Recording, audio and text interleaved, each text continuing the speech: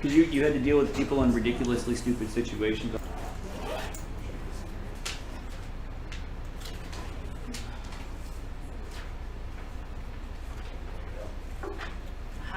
Kind of late, but Yeah, I should get 1 minute.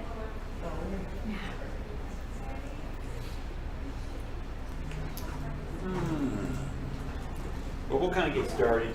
So people may kind of tie in late. I can at least get the introductions going.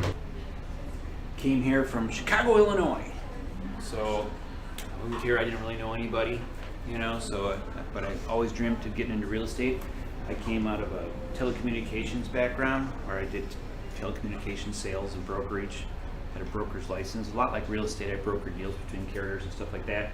For that, I did pest control sales, downtown Chicago area. Great experience. I'm going to tell you, I've learned everything there is to learn almost when you do pest control. I mean, you've seen how everything's been made. I've been in Oprah's place. I've been to the poorest of the poor, the richest of the rich. It was a great, great experience in Chicago doing that, in my 20s in sales. Really rounded me out. So I've been making a living off commission income since I was about 21 years old. I'm 56 now, so you can do the math. If I didn't sell, I didn't eat. So today, I'm going to kind of cover everything that they never taught you in real estate school. It's a practical day-to-day ins and outs of practicing real estate in real life. Now, to be honest with you, this has been a pet project of mine for a while. This is the first time I've given this outline and, personally to everybody. So you're my guinea pigs. Now with that, this outline, normally I could probably spend 2 or 3 hours, but I'm going to try to keep it under, to about an hour, a little over. So I'm going to kind of feed you with the fire hose today, because normally I like to have this be an open forum class where we have a lot of discussion. So let's begin. All right. One of the reasons I tend to ask you guys where you came from and what your background is because it makes a huge difference in your learning curve. So for me, I already understood sales. I'd already been an entrepreneur and ran my own business. So coming into real estate, I just had to learn the semantics of the business. I had 2 out of 3 out of the way. So like for you, when you come in, you've never been an entrepreneur before where you had to manage your own time, run your own business. So that's the first thing you're going to have to do is you're going to have to learn to be an entrepreneur, manage your time in your business, particularly when there's no one there to tell you to do it every day. And my best advice to you is in real estate, get up every day, and I don't care if it's just one thing, do at least one thing that's going to generate business for tomorrow. You have to do it every day. So you got to have that discipline. I recommend, work harder on yourself than you do your job. Get some programs, read some books, develop yourself, be your own personal corporation. And until you realize that, all you'll ever do is make other people money. So if you're going to make your corporation more valuable, how do you do it? You make yourself more valuable. Why is someone going to pay you more money? Because you make yourself worth more money, okay? So you're going to have to learn sales and negotiating. That in itself is an entire career. If you can learn sales and negotiating very well, you can go anywhere and do anything and sell anything. So you're going to have to spend a lot of time. I can give you some advices and places to go and books to read and programs to listen to that would help you out a lot. And the last thing is you got to learn the semantics, right, of real estate.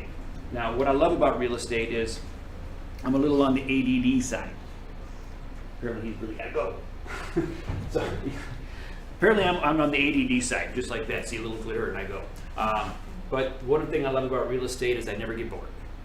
If you're successful in real estate, I promise you'll pray for boredom. Now, I may be German, but I'm Italian when I talk, so I move around a lot. So if you're going to get into this business, you're going to be able to have to be on your feet all the time. It's going to be very exciting, and you're going to learn lots of things, and no 2 things will ever be the same. So many times when you first get your real estate license, a big question a lot of people have, and you probably thought about, what's the advantage of a team? Do I join a team or do I not join a team? That's really going to be a personal decision you're going to have to make. Real estate is a very lonely business when you're out there by yourself. It really can be. Worst case scenario, I would definitely recommend that you at least find a mentor if you first get into real estate. If not, you may want to consider a team. So what's the pros and cons to a team? Well, the cons people think about is, well, I got to split my commission, right? Or I don't get all my own personal branding. And some teams you do, you get some brand your name. Like my team, you're allowed to brand your name, but of course it's going to be under Newbie Real Estate. Silvercreek Realty Group, got to have that in there. So those are the 2 things that people kind of talk about. But what are you going to get out of a team? One, you're going to get good mentorship. people who have a lot of experience. I have mentored a lot of agents over my years and saved a lot of deals for my agents. Because a lot of times I have situations that come up and they don't know how to handle it, they just don't have the experience. So having a good background of professional minds behind you that can help you get through a complicated situation can often save you a lot of money. So the other thing that's going to be very important when you put together a team is learning that knowledge. I can honestly tell you that you'll probably learn in 1 year on a good team, you'll learn more than you probably will 3 or 4 years by yourself. That is a very honest to God truth. So even in the beginning, I think it's worthwhile just for the knowledge learning curve to be on a good team. Let's see, after that, we get leads. Of course, we all like leads, and we'll discuss that a little bit later because there's various kinds of leads, and we'll discuss those a little bit. You're going to get personal direction. Now, what is personal direction? To me, personal direction is more goal-orientated. For me, when I look at my agents, I try to learn what their strengths, what their weaknesses are, and I try to help them improve, not just in real estate, but professionally and personally in life. Because in order to be professional and successful in real estate, you need to be personally successful in your own life too. I think the two go hand in hand. You really can't have one without the other successfully long term. So I'm going to help my people be able to set goals personally and professionally and try to develop themselves to be better. The second thing is a lot of people come in is consistency. Most people want a certain amount of consistency because when you're new in real estate, let's face it, paychecks come far and few in between. It takes a lot of years, probably about 7 years of doing real estate successfully to the point where your phone just rings. About that. About 3 years before you really start to get some repeat business and you get your real good traction, but about 7 years before you really get to the point where you've done enough business and you got enough reputation that your phone will just ring to bring you business. And people will see that on my end and they think, oh, I want that. Oh, look, he's so lucky. But no. They don't see the 150-hour weeks I worked in the beginning to get there. Because you're going to have to get off the ground. It's going to be like a jet engine. You're going to have to be full throttle to get off the ground. But once you get up to a certain level, you can pull that throttle back and you can go on cruising altitude, right? But it takes you a while to get there. So for me, when I come down, I put a little note here, C note, because you know what a C note is, right? It's a $100 bill, right? So most teams are going to only ask that when you get leads that you respect the lead. I've calculated that when I give you a lead, basically it's like me giving you a $100 bill, because that's when I calculate my overhead and all my costs for staff, management, marketing, all that kind of stuff. When I give you a lead, I'm giving you a $100 bill. And I'm hoping you're going to take the $100 bill and turn it into a $200 bill. So no team likes a cherry picker. Always remember that. They want people who are going to work hard, they're going to bring some business to the table, and at that same note, we're going to help you provide consistency so you're going to be able to make a living through the year. All right, so how do you choose a team? Well, this we could spend all day on, but we don't have a lot of time. Every team is going to have a very, very different dynamic. You're going to have to kind of look at your personality and your style traits and evaluate those to the personality and value traits of the individual teams. You're going to have large teams, small teams, and there'll be everything in between. So every team will have a different dynamic, and they'll have different approaches, personalities, and styles. You're going to get some teams and they're very micromanaged. Maybe you need that. Maybe you need structure. There's some people, they don't know how to get up. They don't have someone to tell them when to be there, when they can take a break. They need that structure. So you need to decipher, do I need that structure? Some people are more self-disciplined and goal-orientated. They may not need that micromanaged structure. So some are going to be completely, I'm not a micromanager. If I got to micromanage you, I don't need you. But there are teams like that love to micromanage. And but that could be good. Could work really well for you if that's what you need. So you need to find one that's going to fit your personality. And now when you come into this, a lot of it is if you're inexperienced, it makes a big difference. We kind of talked about that earlier. So if you actually need real mentorship and you really want to learn, I recommend probably you look more for a boutique team. Because there's teams out there and they're kind of, I call them churn and burn teams. They're big teams. Don't get me wrong, they're really successful. I mean, later on down the road, if you got some, you know what you're doing really well, you can go into a team that's a big pay-per-click team. There's a few out there and we all know who they are. And you'll get 20 leads a day, but 1 out of 100 will actually maybe turn into a deal. And you're going to spend a lot of time following up and doing phone calls. There's going to be people who get internet leads organically through their websites. There's people who pay for leads, whether it's Zillow or realestate.com. And then there's going to be just a lot of organic and referral-based leads. I'd say most of my team leads are more, I got a number of websites, so I get leads there, but a lot of it is just referral-based work that I've gotten over the years that's built up. That's an overflow for me. So you're going to want to find a team that's going to be able to give you more of that one-on-one if you really feel like you need that training. So you want to ask them if they provide that. Remember, they're not hiring you, they're hiring Shasta Incorporated, right? They're hiring Megan Incorporated. So keep that in mind when you go in. It's a mutual relationship. All right, we're going to spend a little more time on here because this is, it's quintessential. This is the key thing in real estate to be successful, is communication. Now, we can all agree that we live in a time where communication has been more capable than ever in human history, right? We have more ways to communicate, more clever ways, more tools, but at the same token, I really feel that real communication has gotten lost. Don't you agree? So there are certain rock hard fundamental principles. A principle is something that cannot be moved. You may be able to work around it and do different gadgets. Times change, people don't. People don't change. The tools we use may change and how we do the approach, the TikToks and the Instagram, those all change, but the principles, fundamentals behind it never change. You can never replace that human interaction. That's in your business. I mean, I've done everything, and trust me, I've spent tons of money on almost everything you can believe. But at the end of the day, come full circle, I come to realize I could build a great web presence. Google can change its algorithm, and boom, I'm gone. Same way with Facebook, they can change their things, or one day they decide they don't like you. Anything. So they're all tools, but never put your eggs all in one basket. Nothing can ever replace that human interaction with your clients in your past sphere. You want to make sure that you're always keeping that going. No one's going to take that away from you. You go to Zillow and you pay them money. As soon as you stop paying money, what happens? It's all gone. Now, if you took that same amount of money you're giving Zillow every month and you put it into a really good marketing campaign on your sphere, how much do you think that would pay you back? And it's not going to go away. No one's going to take it away from you. So keep that in mind. I'm not saying these other tools are bad. They're all good. They're all usable. Just don't put all your eggs in one basket and rely on those as opposed to that human interaction action. I put it up here. It's salespeople that make sales, not our various gadgets and tools. So let's discuss some of those tools and some of my pet peeves with them. So first is texting. Texting's become very, very popular today, especially among, they say, the millennials, right? There's a lot that gets lost in the nuance of the text. There's a lot of things that you can't, especially when you're trying to build rapport with your client.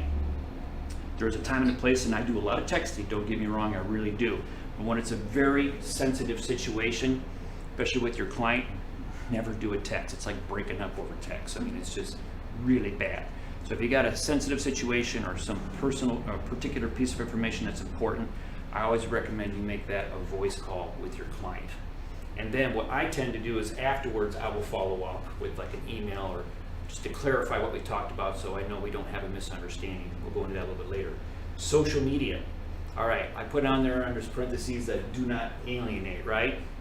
Now, you can do what you want. It's your choice, it's your life. But like one thing I hate is I like movies. And I'd watch the Academy Awards and I expect to be entertained. But really, because you won an award and you're a good actor, I don't really care about your political opinion. You know what I mean? Entertain me, say thank you, take your award, get off the stage. People aren't hiring us for our political or opinion or whatever. We're real estate agents. And I see agents do it all the time, and man, that what they put on their Facebook and stuff, I'm like, whether I agree with you or not, you just alienated half of your client base. So for me, I stay very neutral.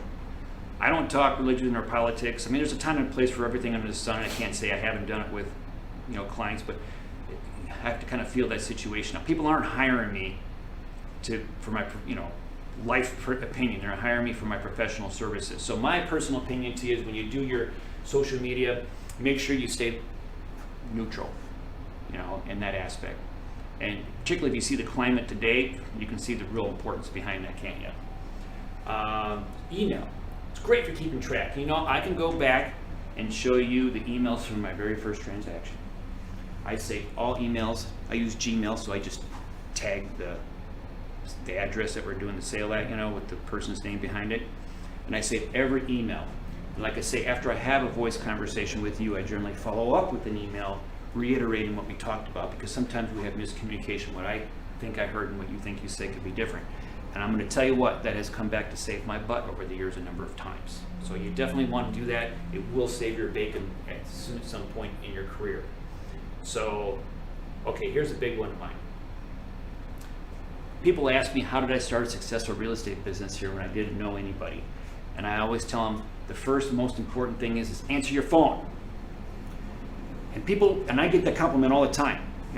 Ask Drew right here, right? Yes. And what people tell me, even other agents, they say, what I love about you is you answer your phone, and if you don't, because I'm busy sometimes, I'm in an appointment, I can't.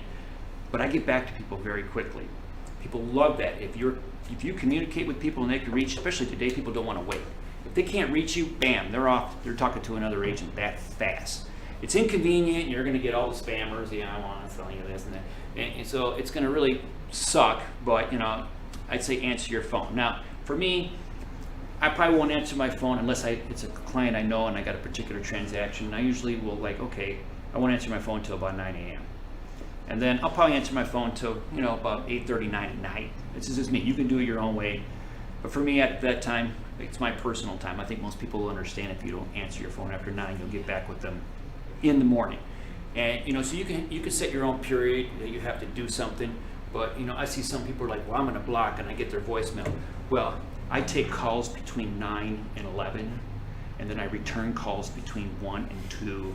So leaving it, I'm like, I don't want to work with this person. Yeah, for sure. And if that agent is what I'm doing a transaction with and I'm a multiple bid situation, I definitely ain't going to recommend them, right? So make yourself available if you're going to be successful in real estate. So communication, and we're going to jump into another phrase here, another whole aspect of communication is listening to our clients. I get so many complaints, and the biggest rookie mistake I get is that you're not buying the home. People say, they're not showing me what I want. I keep telling them what I want. But what they're doing is they're showing them what they like. So that agent looks and says, well, this is a nice place. I'll show it to them because that's the place I would live in. But that's not the case. You really need to get into your client's head. I do. I like to get out, look at a few houses with them. I ask them, what do you like about this house? Well, I don't like the countertops. Well, if the countertops were different, was there anything about this house that you wouldn't go forward with the purchase? I validate their concerns. I learn what they like and what they don't like. And then I get into their head, so when I go to look for other houses, I think like them, not like me, not like how I would buy a house. Because there's something for everybody. I can walk in the house and I've learned, I can see, man, that is really cool. And the first thing out of their mouth is, well, that's the first thing that's got to go. That's hideous. Right. Or I'll say, wow, that is like the ugliest thing they ever did. And they'll be like, oh, I love that. So just remember, there's something for everybody, okay? So we're going to watch a video on the importance of communication here, okay? We have to fill these out. Describe illness or injury. I dislocated my shoulder. All right. And how did the accident occur? You already know that. Cause of accident, lack of adhesive ducts. Okay, medical history. Have you ever been diagnosed with diabetes? No. Kidney disease? No. Migraines? Getting one. Are you currently pregnant? No. Are you sure you look a bit puffy? Change migraine to yes. When was your last menstrual period? Oh, next question. I'll put in progress. Okay. Moving to psychiatric disorders. List all major behavioral diagnoses, e.g. depression, anxiety, etc. Oh my God, what the hell does this have to do with my stupid shoulder? Episodes of subpsychotic rage. Ass. Possible Tourette's. Right, moles, lesions, or other skin conditions. Suit tattoo on right buttock. Okay, Sheldon, look, I am scared and in a lot of pain. Could you please take a break from being you for just a minute and try being, I don't know, comforting? I'm sorry. There.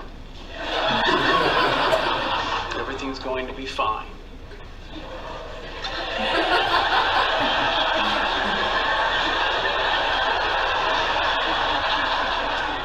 Sheldon's here.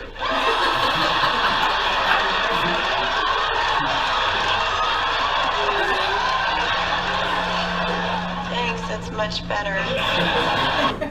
So I bring this up on purpose because sometimes we'll take notes, we'll listen to our clients, but how are we listening? Are we reviewing and seeing their expressions, how they're feeling, how they're responding to us? So take that into account because we have to be very emotional with our clients. They're going through a very traumatic thing, really. It's one of the biggest traumatic things they do, especially if they're selling and buying at the same time. I mean, they're basket case. It's not like we're at dinner with them over a bottle of wine. I mean, they're going through a very stressful thing, and their cracks show. I mean, you really want to learn people's constitution. You get involved in a real estate transaction with them, you'll quickly find out the strength of people's constitution. So just make sure as you're doing things, you're not being like a Sheldon. As you ask questions, you do things, see what your client's feedback is, and adjust to that accordingly, okay? So now this next video I'm going to show you, it's a little bit longer, all right? Because before we go into it though, the reason I'm going to show it is helping someone particularly buy a home is a little bit of an evolutionary process. They will tell you what they want in the beginning, they will. But they don't really know what they don't know until they get out there and start looking. So that's why you need to get them out. Once I get in their head, sometimes, you know, they'll see things, oh, I never thought of that. Oh, I like that, I like that. And you kind of learn. Then after a while, I may find a house, and then at that point, I can show them something that normally they wouldn't look at. But not in the beginning. In the beginning, I show them what they want. But in time, when I learn, because we've been in this, you know, a long time, I kind of learn.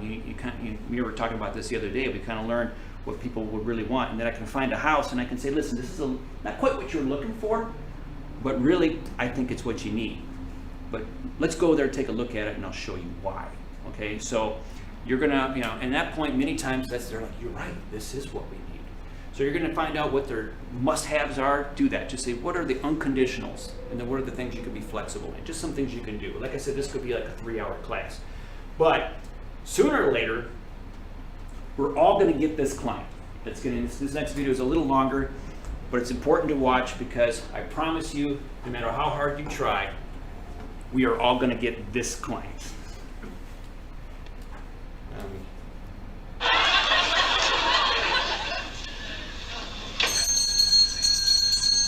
Four candles. 4 candles.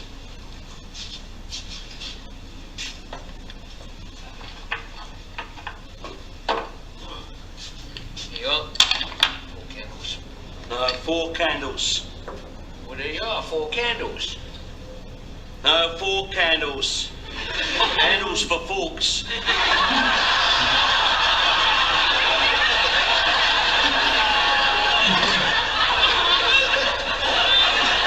That idea of what you hear, you think the client's saying, right?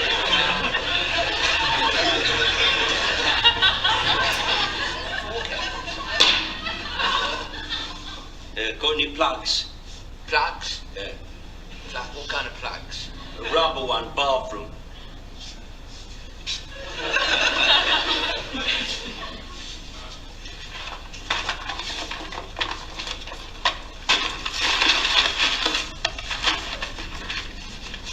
What size?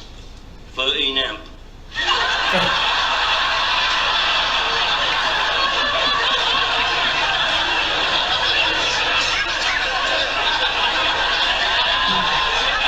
That's how we're going to feel. It's the electric plug, the electric bathroom plugs, you call them. The trade. Electric bathroom.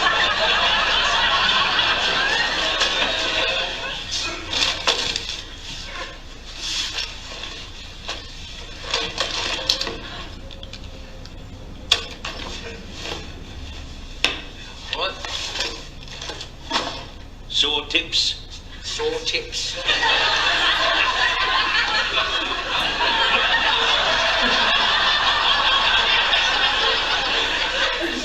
What do you want, ointment or something like that? No, saw tips, but covering the saws. Tips. No, we haven't got any. Oh. Coming in, but we haven't got any. Got any hose?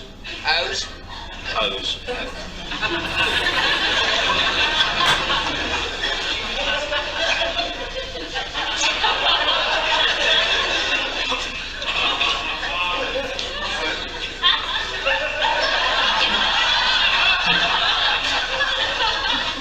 No hose. Hose? I thought you meant hose. Hose. Say hose.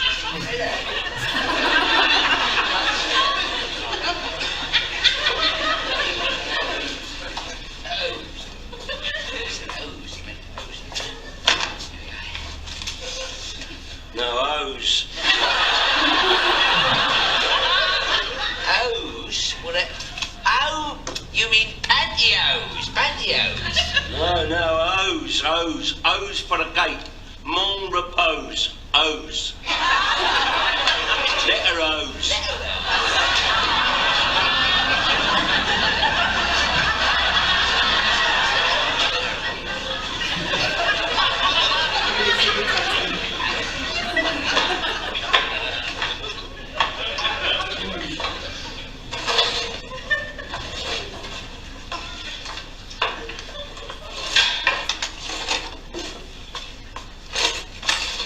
Man, do you want? Two.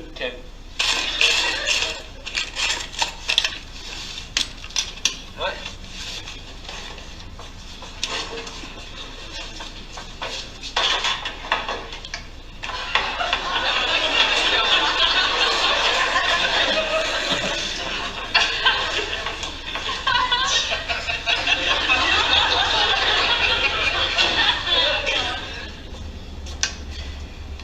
Yeah, next.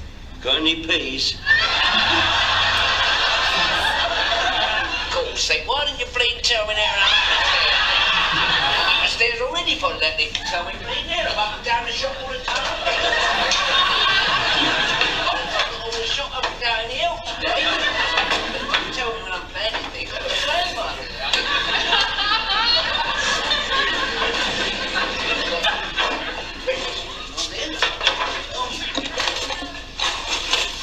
How many do you want? No, tins of peas.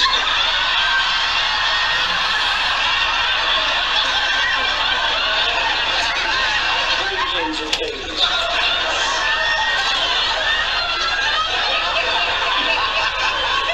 You're having me on, aren't you?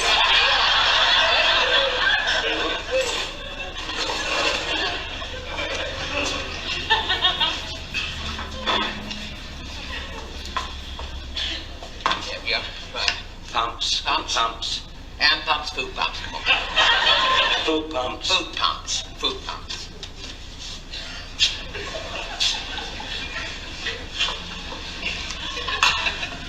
See food pumps. Tidy up, in here. Thanks, there we are.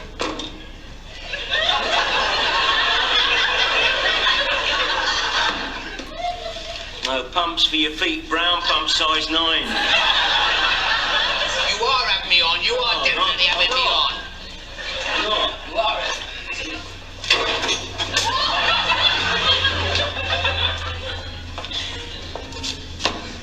Washers. What, windscreen washers, car washers, dishwashers, floor washers, back scrubbers, lavatory cleaners, floor washers.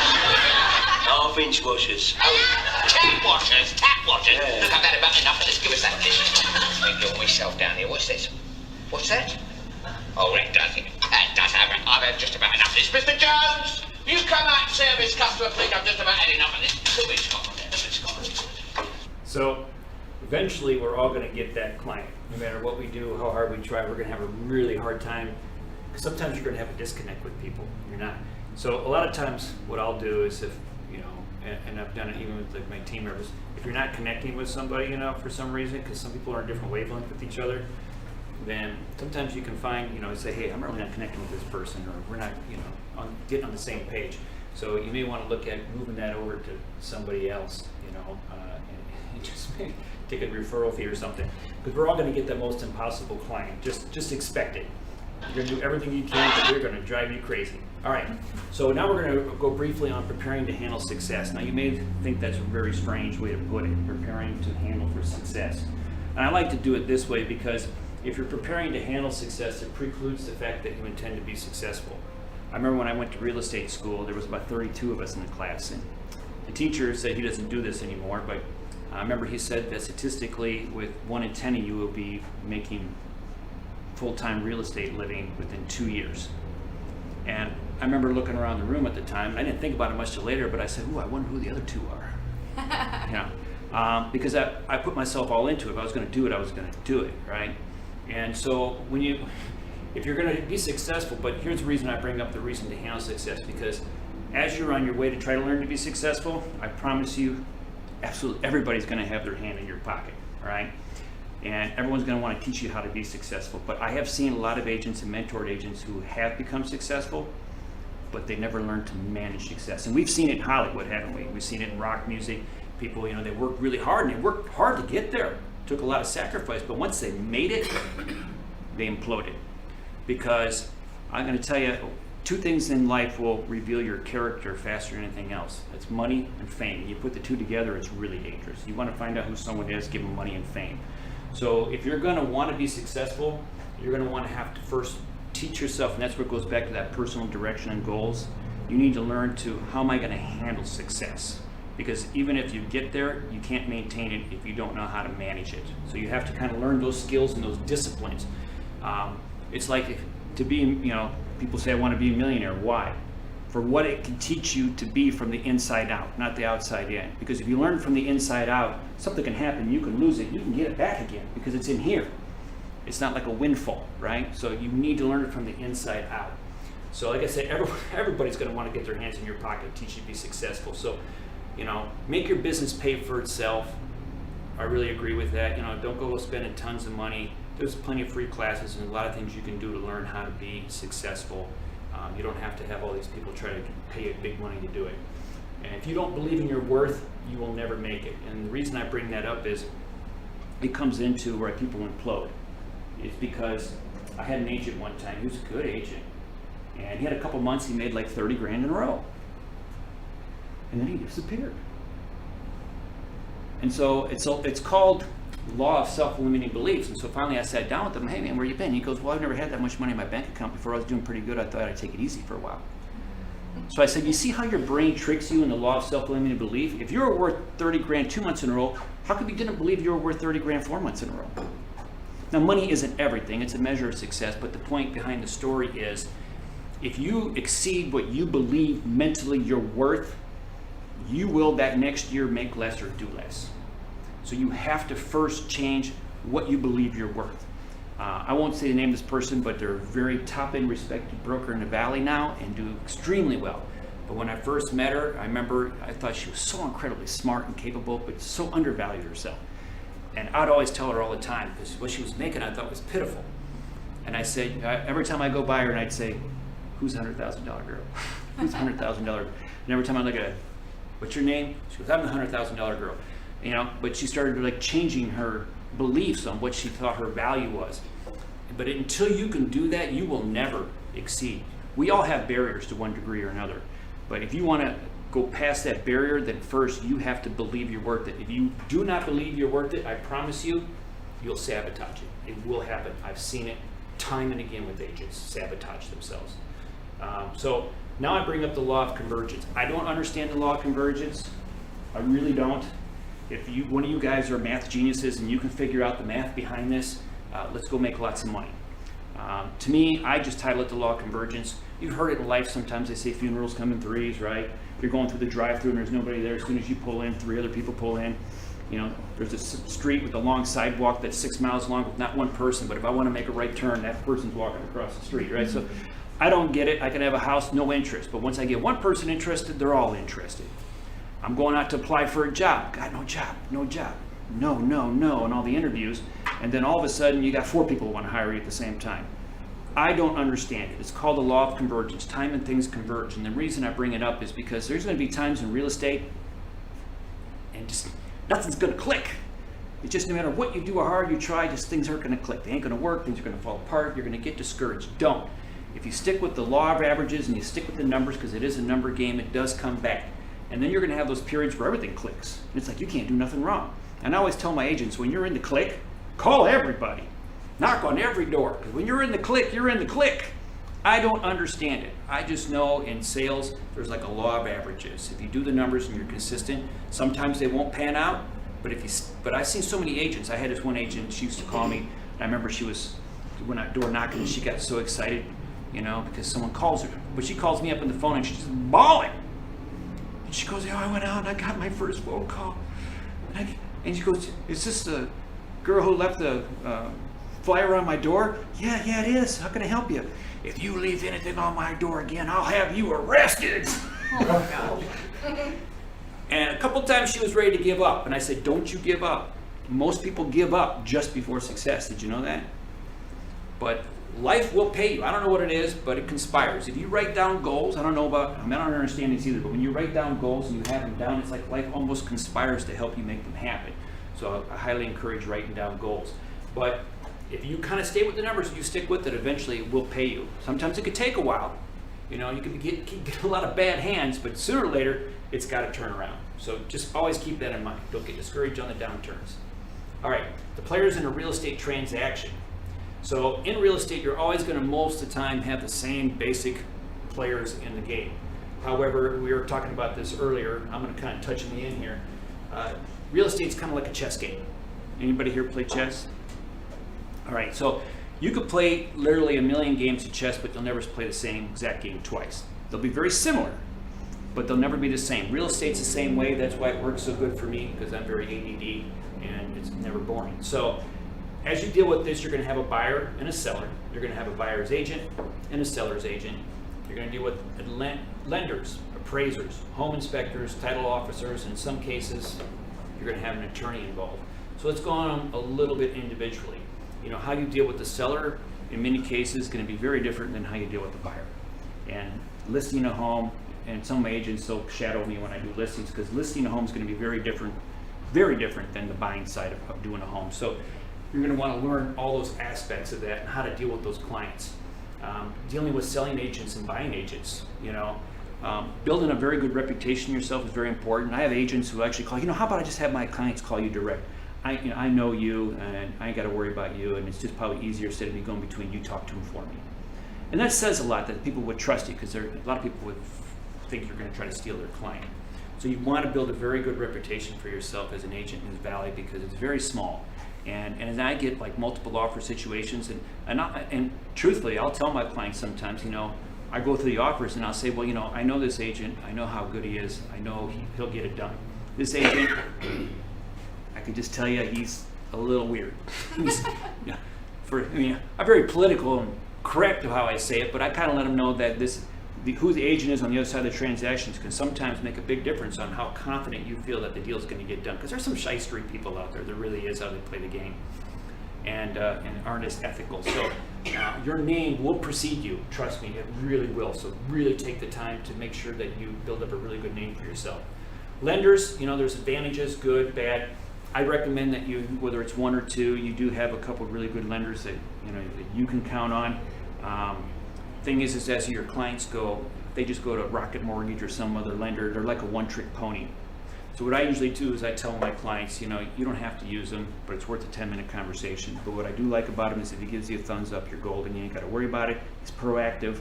We're not going to have jack-in-the-box surprises right before closing, because we all hate jack-in-the-box surprises right when you're getting ready to close. That throws everything into a haywire, right, or crazy box. So having a good lender, and then I tell him I get nothing out of you using this lender other than that the fact that if he doesn't do a good job, he'll never get business from me anymore. So he's going to bend over backwards on this deal because he wants to keep my relationship. So it's a benefit to you, right? So having a good lender is going to be very helpful. So appraisers.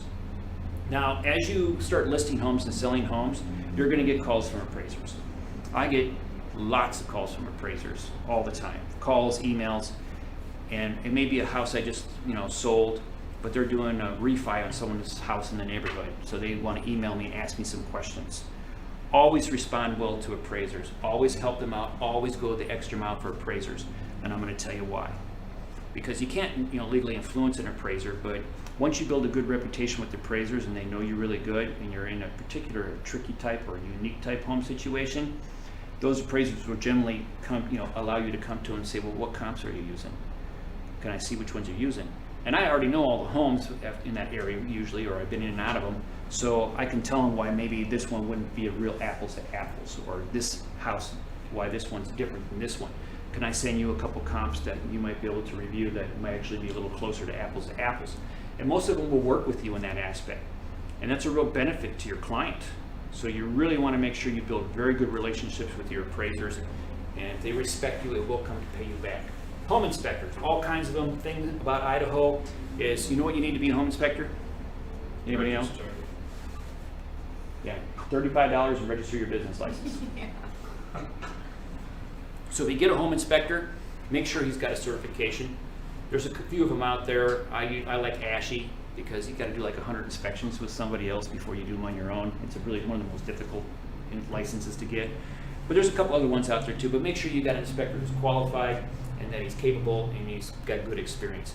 I also look for, I have a couple I use. I want a really good inspector. I want him to be really thorough, but I also don't want one that doesn't know how to talk to people and who is alarmist.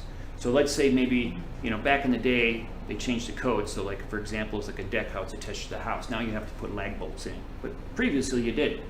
So he'll come up and write the report and say, deck deficient. Your client doesn't know. They don't do this every day. When they say deficient, they're like, oh my God, I'm gonna go out there, my kids are gonna die, we're gonna fall to the ground, right? That's how they see it. So you want one who writes their reports very well, very clean, and very understandable, easy to follow, and that is not, doesn't hide anything, shows everything, but also isn't an alarmist and explains it. That's capable of saying, well, yeah, but this is pretty common, and it's an easy fix. So if they talk to them, you want someone that's not going to scare the living Jesus out of their client, because they're out there. I've had them, trust me. Sometimes you get the choice. If you're representing the seller, you don't get to choose who the inspector is. But we'll kind of touch base on that a little bit later. In some cases, your title officer. It's good to have a good title officer, whether you want one or two, whatever. But the importance behind that is if you get one that's really good and they know you. So if I got my lender and my title person on a transaction, it almost transaction coordinates itself. It really does. Because half the time, in other title companies, if they don't know you and a problem comes up, they'll just kick it back on your plate. You may be busy all that day. You may not see your email and find out about it until late that night. You're like, oh my gosh, no, this is going to slow things down. But a good person is going to be on top of things for you all the time. Half the time, they will handle a situation before you even know it existed. So it's very important that it's not the title company, it's your title officer. Then we came back to the fact that you're never going to play the same game twice. They'll be very similar, and you'll be able to carry your experience over to other transactions, but they'll always be different. And as a new agent, one more piece of advice, there is no bad transaction. Even if it falls apart, it's horrible, they never bought from you, they completely wasted your time and wrote an offer with somebody else, and you want to rip your hair out and scream and slash your tires.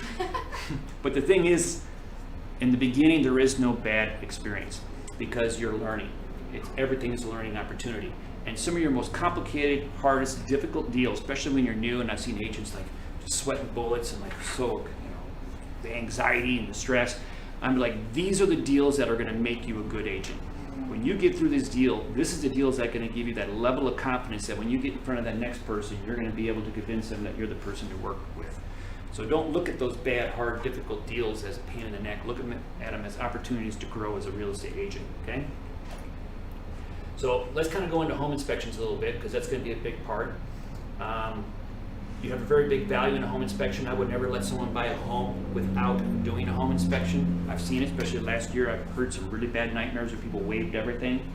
I had one title girl was telling me they put 50 grand down, and then the lender came back and said, well, it needs a new roof, because the appraiser made it a condition of the closing. So it was like 10 grand. So the buyer was even like, well, you know what? I'll give you the 10 grand then, because the seller's like, I ain't giving you 10 grand. I ain't replacing my roof. And the buyer was like, well, fine, I'll give you the 10 grand. He goes, nope, and thank you for your $50,000. Now, I'm sure that's probably going to go to court, but I would never ever allow my client to buy a home without at least, I can write into the contract that I'll accept it as is, but I got my right to do a home inspection. If I find something really bad, I can bail or negotiate. So I would personally never do that. You're here to take care of your client. So there's a huge value in having a home inspection. It's going to be the biggest purchase they're really going to make in their life. So we talked about getting a qualified home inspector. So here's what I'm going to teach you a system I use for how to approach dealing with a home inspection results, okay? And I use the same approach whether it's buyer or seller. So how I do is I go through the list and I have an ABCD system. You can write this down, it works for me. So A is a thank you very much. A is thank you very much, and what that means is if you come and tell me my toilet is leaking into crawl space, thank you very much. I'm going to take care of that now, right? So things like that, my roof is leaking, or something really big, those are thank you very much items. Something that a homeowner's going to, wow, I didn't know that. I'm glad I know that now. I got to get that taken care of. B items are going to be considered potential hazard items, right? Maybe they're not really big. Maybe there's a really bad wiring job, a trip hazard, something really, that could be a potential hazard or cause harm potentially in the house that's structurally deficient, like a cracked beam or something, in the floor joist or something like that. Those are my B items. C items are what I consider deferred maintenance. Okay, they're not going to harm you. They're not like thank you very much items, but maybe the staining's gotten older, the paint job's gotten old, and things are worn. You're buying a used house, so it's worn. You're always going to find things. So those are C items. And then D items I call wish list items. So sometimes, and it works both ways, because when you first get a client who sees that big list, sometimes they can be very overwhelmed. And it helps it break it down to a more reasonable level for them. It works really well for the sellers, because when they first see, like, I do the same thing when I get that RE10 with that, not so much now because we got such a robust market, people aren't asking for a ton. But I remember getting like 2-page RE10s, not 3. And you give that to your seller and they almost have like, and they stroke. So we go through and like, hey, we don't have to accept this, we can counter. But let's go through and do the ABCD. Let's figure out, and it helps them kind of realize, and then they digest it better and they're able to calm down and they'll say, well, okay, well, we know these items just have to be taken care of. And these ones, so that we can kind of weigh back and we can do a counter to it, right? So this system works really well for me. Hopefully it'll work really well for you. Sometimes less is more when making requests. So I get some clients, man, they just say, send them over the inspection report. I want it all. But you're never going to get it all. None of us seldom ever get it all, at least not for very long. So what you're going to want to do is sometimes less is more. Use that list, pick out your priorities. And if you have key things like I'm doing right now, and there's a lot of tidbit things, but there's a couple major cost item things. So I said, let's just focus on those things and not nitpick on them. Because if you do that, they're going to push back. You put people in a corner, they're going to respond very badly. So you're going to want to approach it very wisely, right? Do you compile that list for your clients ahead of time, or is that a sit-down discussion where you? It's kind of a sit-down discussion. Sometimes I'll compile it ahead of time, yeah. But usually I go over the report with them, like the RE10, you know what I mean? Or the report. Okay. And then I'll and that's how we do it. I let them know in advance, hey, we're going to go over this and we're going to use a system to kind of evaluate the priorities, okay? So I'll tell them, don't get overwhelmed yet. Let's just go through this and I'll help you kind of delineate it, okay? So handling multiple offers. How many have dealt with the multiple offer situation? Okay. How about on the listing side? Okay. So handling multiple offers can be both ways. On the buying side, everyone's got their little tricks to do, but having a good reputation is going to help you a lot. But let's just deal with more on the selling side of things. For me, okay, you have 3 ways. I tell my clients when I get multiple offers, we have 3 choices. We can just, we can accept or counter one, right? Or we can make multiple, ask for multiple, we can ask for there's a form you can use for multiple counter offers. We can send that out to all the agents and say, basically give me your highest and best. Or we can individually counter agent. So I can, like I said, you 3 wrote an offer, I can write you a counter, but it's subject to me signing it again. So there's a form for that too. So it's multiple counters or a highest and best. I never recommend you do a highest and best unless you have 3 or more people. I've had it where I had 2 and I did highest and best, and they both bailed. So I'm not getting involved. And now you got to go back with your tail between your legs, So unless you got 3 or more, if you got 3 or more, I've had it where I've had 3 and 2 dropped out. But the 3rd one doesn't know that. Yeah. So my recommendation is have 3 or more if you're going to do highest and best. The multiple counters where you send a counter out to each one, if they accept it, then it comes back to you. And if they both come back, whichever one you sign is the one that becomes official. Or you can just accept or counter one too. I go through all the offers with my clients. I give them the pros and cons to each. Here's the pro to this one, and here's the con to this one. And then I give them my opinion. The blessing and the malediction of this business is you don't make the final decision. Sometimes it's a malediction, and sometimes it's a great blessing. And I let them know that. I'm here to give you my personal advice from my experience of doing this 1,000 times. But at the end of the day, it's going to be your choice on how you're going to proceed. But we got to make sure or at least make it a very informed decision. Why best not to disclose the competing price during multiple offer? Anybody have an answer to that? Because that might give them a target to shoot for. Gives them a target. It also could be a little almost unethical. I've come into situations maybe where I was new or I didn't know, and I kind of played that game. But then what occurred is everyone bid it up too high. Everyone felt gypped. They all felt played. They felt ripped off. And then when that home inspection comes, it'll be 3 pages long because they're going to try to get some of their money back. So, be fair. I just say I try to be fair with everybody. I'll kind of give them an idea, or if I'm at a certain point, like I have one that I recently just sold for like 50 grand over, and I'm just like, I just told them, if you ain't seriously, coming over, or you're contingent or something, and we got a couple cash offers, then, you can, I wouldn't discourage you from writing anything, go ahead, but I'm just kind of giving you an idea where we're at. So you can kind of give people an idea where they're at without really telling them, and they should just be able to present their best offer, best opportunity, right? And it's also, I think in the long run, works out kind of better for your client too, and you're more apt to have a more smooth transaction where everyone feels happy in the end. So the devil's in the details. We've all heard that. I like to say that a lot. Sooner or later, you're going to make a mistake. It's going to happen. You're in this business long enough, you're going to forget to have written the dishwasher or the refrigerator in when the client said, hey, I told you to put the refrigerator in. Sometimes they're going to be your fault, and sometimes they're not. Sometimes it's going to be the other agent who made a mistake. But to say, if it's your client, you're taking care of your client.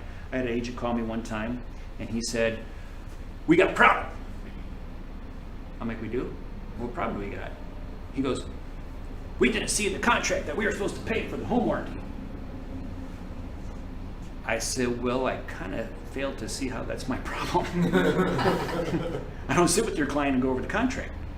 That's your problem. I want him to know that first, okay? But then I turned around and I said to him, but you know what? Because, it's about your reputation and its value. So I'll tell you what I'll do for you. Because you put yourself in a tight spot, I'll pay half of it with you, okay? You want to do that? So sometimes you're going to end up doing something. You're going to end up paying for something. Or you're going to do it because the other side won't do it. They took the refrigerator from the garage and put it in there. But they moved out of state with the good refrigerator. What are you going to do? Go to try to sue them while they're out of state? No, you're going to help them find another refrigerator because you want them to bring you more business in the future. Not your fault, but it's going to happen. So make sure when you do your contracts, man, you really pay close attention to detail, everything, because that's where you're going to get in trouble, okay? Importance of handling multiple personalities, sometimes all at the same time. Where did I put that? Oh, here we go. I'm just going to hand this out to everybody real quick, all right? So there's lots of tests out there that are available. So you want to pass those on there. And you see the DISC test and the Briggs-Meyer test, and there's all kinds of profile tests you can take, right? The problem is when you meet your client and say, hey, before I start working with you, do you mind taking this DISC test? We don't get that option, do we? So this is a method I learned. I actually learned it from Roger Dawson, Power Negotiating, like 30 years ago, okay? And I have used it, and I like it because I can use it on the fly, and it helps me easily discern. So this box represents the 4 basic personality types. People are by nature dynamic, but everybody will generally favor one of these more than another. So everyone knows like the analytical, the Sheldons of the world, right? They're the engineers. You give them an answer to a question that just gives them 3 more questions. So you're going to have a nemesis to your personality style. So you have an analytical as kind of a very non-emotional person, right? You show them like, hey, this is a nice watch, and they want to look at how it works in the insides and the guts, right? They're not looking at how pretty it looks. So they're very analytical, detailed people. A pragmatic person, everyone familiar with a pragmatic person, they're drivers, right? If they say 1 o'clock and 8, 12:59 and 8, 1:01, 1 o'clock. They're very structured, they like systems, they're real organized, super people. So then you have your extrovert, and everyone knows what that is. They're the life of the party, right? Outgoing, blah, blah, blah, blah. So, and then you got your amiable people. Amiable people are also kind of known as introverts, which doesn't mean that they're incapable of really communicating with people. They're just more relationship-driven people. So let's touch on them real briefly. And now, if you look at that analytical and you look at the pragmatic, those are non-emotional based personalities. Remember that. Write that down there. The 2 top personalities are non-emotional based personalities. And the bottom 2 are emotional based personalities, and that's important to know. So Megan here is an extrovert, very extroverted. So if Megan's an extrovert and the kitty corner from you is your nemesis, who's Megan's nemesis? Analytical. An analytical. And I'm an extrovert, but I lean towards amiable. We'll get into that in a second. So for me, when I first got into sales, because I try to make people smile and laugh, and you can't do that with an analytical. They're like a stone face. It just doesn't work. So I had to learn all 4 personalities, and I had to learn because people want to be sold to how they want to be sold, and they want people to sell to them in a way that they want to be understood. So you need to learn to be all 4 of these people. Now, don't get me wrong. I learned analytical so good that they love me, and then they send me all their friends. Oh, you know exactly what we want. But what they don't know is by the time I'm done with them, I want to go home and shoot myself in the head. But there's nothing wrong with analyticals. They're just my opposite of my personality type.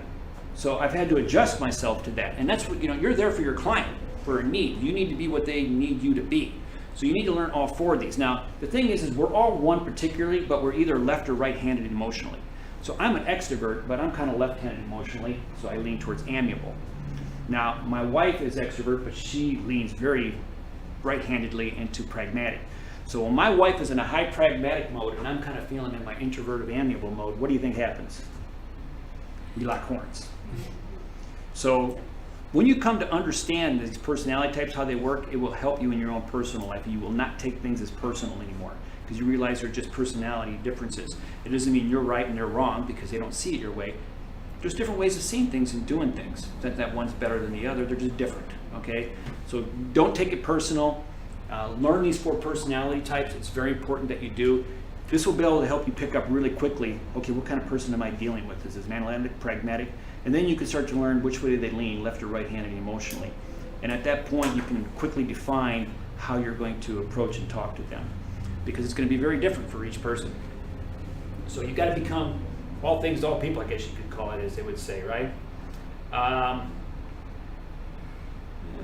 Okay, we kind of covered all those things. So what is your value? So I want to kind of discuss this real quick because in this market, particularly new agents, and I see tons of new agents coming in and they just want the deal. I need money, I need a deal. Oh. And so I see tons of them do these listings and they, 1.5%, 2%, 2.5%. Personally, me, if I take a discount on my listing, I list it for 5 instead of 6, I still offer 3 on the buying side personally because you know what, I think the buyer's worth it. Especially in this market, you work really hard with the buyer, right? And if I can't get 6% for a listing, I'm not going to, this is just my personal opinion, you can do whatever you want. But for me, I figure my viewpoint is if I can't get 6%, I'm not going to negotiate the next client's commission, the next buyer, the next agent. So I think a buyer's agent's worth 3%. It's very rare, like if I'm in multi-million-dollar places, and then usually you don't see the 6% most times. Then it's going to be like 2 or 2.5, but that's different. But in your general housing, I always try to offer the 3%.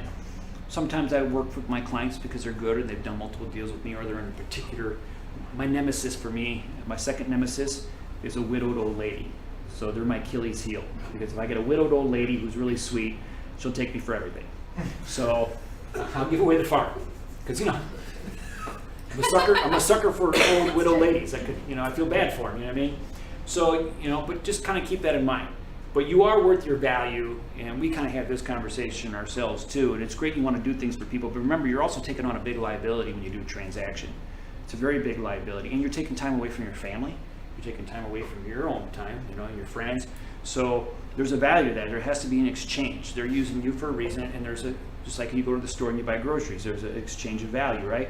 So you have to increase your value. So it's okay to help people out and you want to do things, but don't do it at the behest that you completely zero out your real value. Because a lot of times, for me, when I've given clients discounts, where I love to do it is when they never ask for it and are in a really tight position, and it could be the difference between a deal happening and not happening, and they're all flustered because they can't go any further. And then I come in and you can look like the hero, right? You can help them out, and they're grateful. If you do it up front, man, you'd be surprised how many times you come in the gate helping somebody, and now that ain't good enough. There ain't no appreciation, there ain't no gratitude.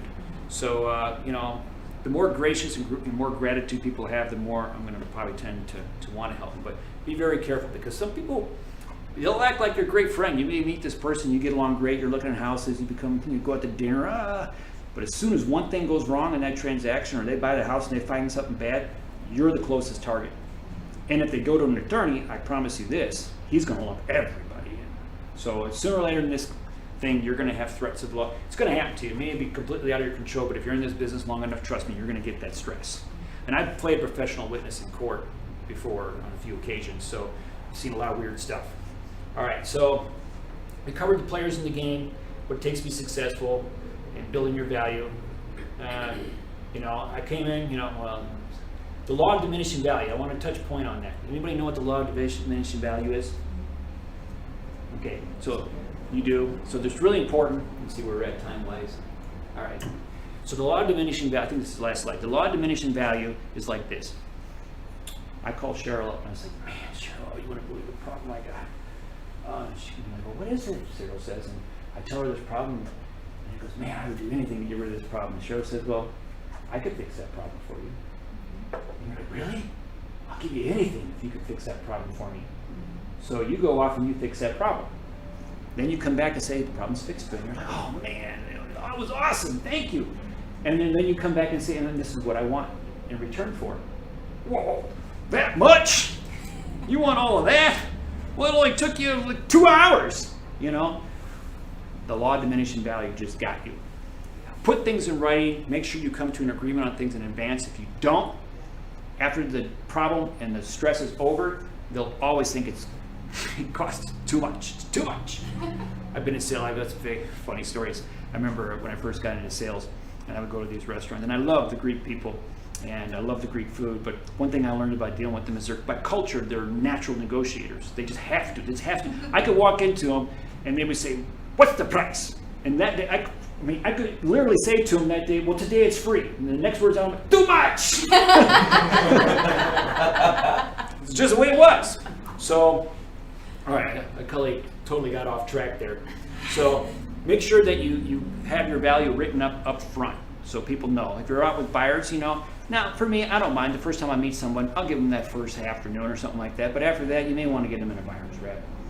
You're going to start wasting a lot of time and energy because they're going to be popping into new build jobs. They're going to be popping into open homes. They're going to be clicking stuff on Zillow. And everybody and their mama's mother is going to be calling, okay, to try to get them locked in. So if you're going to give people time, and that's a whole other conversation you can have with them, building your value, just say, hey, I'm going to devote myself to you. And so I'm going to devote myself to you, and I'm going to cancel out all my time to be able to help you. But at the same token, all I'm asking is that, you know, you have this personal relationship with me, and I'll get you through this. So, like I said, I could do this. This could be an all-day talk. All right. So the value on the buyer side is your knowledge, your maneuverability, because, you know, finding things, getting out there. I know Megan's really good at this. We get a lot of out-of-state buyers and stuff like that. She'll go out and do, you know, face-to-face video tours with them so they can take them through the house. So having that maneuverability, that's another aspect of having a team that I sell to my clients. You know, I got a team because I can't be everywhere at the same time, but right now if a house comes on the market, you need to get there now. So having that maneuverability, that's a benefit to a buyer using you. And then having that professional guidance, helping them through all those problems. And half the time, and I'm going to bring this up real quick, I learned a long time ago, I had an old supervisor in my early 20s who taught me the importance of ringing your own bell. Now, there's a right way and a wrong way to ring your bell. You don't ring your bell like you're bragging or you're boasting. When you ring your bell, you do it in such a way that you're making it look like an advantage to the other person. And I'm going to give you a really good example. One time, my sister, she traveled all over the world for her work, and they sell this $1 million software package, and she goes and trains them how to do it. But when she's there, they want to treat her like a smorgasbord. Half the time they just bring, can you work through lunch? And they bring her McDonald's, right? Then they want her to work late in the evening, but you know, she can't eat garbage all day long, and she felt like she was getting abused. So I said, okay, well, here's what I want you to do. The next time they want you to do that or work longer, here's what you need to tell them. Because technically it's true, and she should have. I said, say, you know what, okay, I'm going to do that for you, but will you do me a favor? Don't tell the company I worked a couple extra hours or I worked through lunch, because I'm supposed to bill you time and a half for that. But don't tell them that, and I'll do it for you. Now, she rang her bell, but she made it look like it was an advantage to them. And at that point, she said they were taking her out to dinner, buying her steak, all that kind of stuff. She said it changed her whole life. So you need to learn to ring your bell, because your clients won't see how much you're doing for them behind the scenes. People think we just stick a sign in the yard, but they don't see that 9/10 of our work take place after we put that sign in the yard. Negotiating the contract, getting to the closing table, jumping over hurdles, you know, whether it's bad appraisal or bad inspection, whatever it is. There's a million things that go wrong in a real estate transaction. You save them from that, so they need to know that. They need to know what you're doing for them. But you know, ringing is the bell in the aspect you're showing them that you made their life better, okay? Then people will want to care. All right, so that's where we're kind of coming in, the value from the listing side. I tell my listing people, you know, what are you going to do to market my house? That's the biggest question you hear. You know, what are you going to do to market my house? I said, a monkey can market your house. Really, a monkey can today. We got the MLS, Zillow. I could stick a sign in the yard and put it out on the internet, and the MLS, it feeds out. A monkey can do it, you know. I do professional photography. I'm real pet peeve about that, but I love those agents who use their camera phones because they make me look really good. So I'm quite happy with that. they need to understand that really 9/10 of your work is not marketing their house and bringing a buyer. It's getting to the closing table and getting a check in their bank. That's where most of your work is going to take place, not in marketing the house. You know, that negotiating and the other issues. So having the experience and knowledge to address complex problems and how to solve them, ring that bell, opportunity to reiterate the importance of being an experienced team. So this is where having a team is involved, because when you're new and you're only in it for like a year, or some people ask you, well, how long have you been doing this? You can say, well, you know what, my team's, you know, between my team, you know, my team leader and all that, we got like 50 years of experience, you know. So you sell your team strength. If you don't have that experience in the beginning, you know, if someone says, you're my first transaction, let's go buy $1 million home. So, you know, having that team sometimes can be a real lean on when you don't have that experience yet. And that's it. So, and I got it done just barely over an hour. Can you believe it? I don't know, 6. So, any questions that you guys would have, or any thoughts that you have? Did you enjoy it? Oh, yeah. Okay. So I'm looking to expand on this over time too. So if you guys ever have a weird situation that comes up, you know, and stuff like, I always like to be able to add something to this outline so I can give some more value. But I thank you all for coming. I appreciate it. Thank you. And hopefully you took away a few brownies.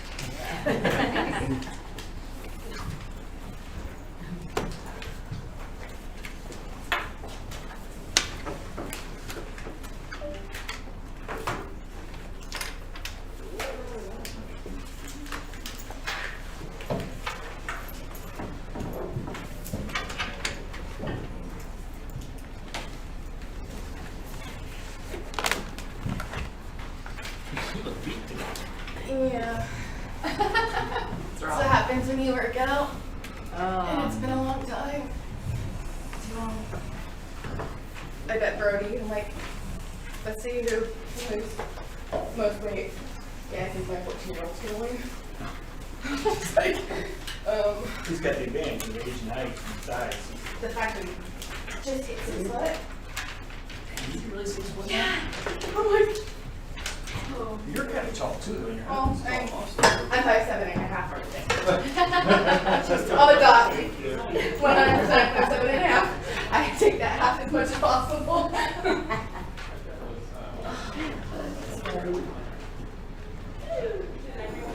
You're wearing green.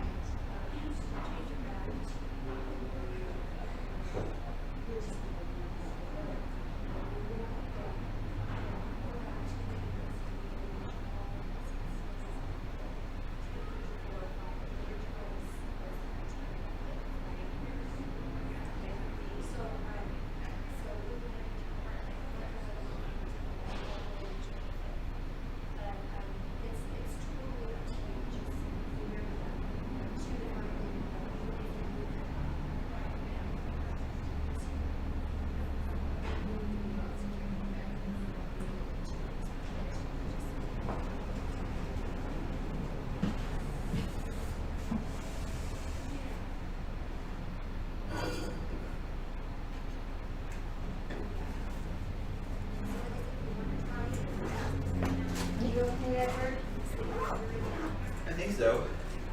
That was crazy. I hate those coughing spells, and then they just don't stop. It's so annoying. Right. So did you find out anything from Krista? No, she never used to do that. I saw her walk in. She's here now.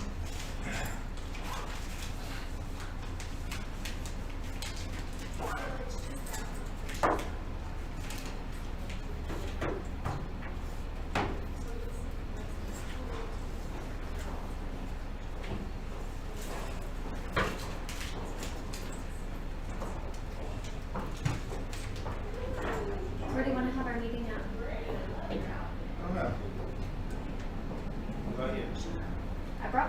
in case, because I don't want to eat out, but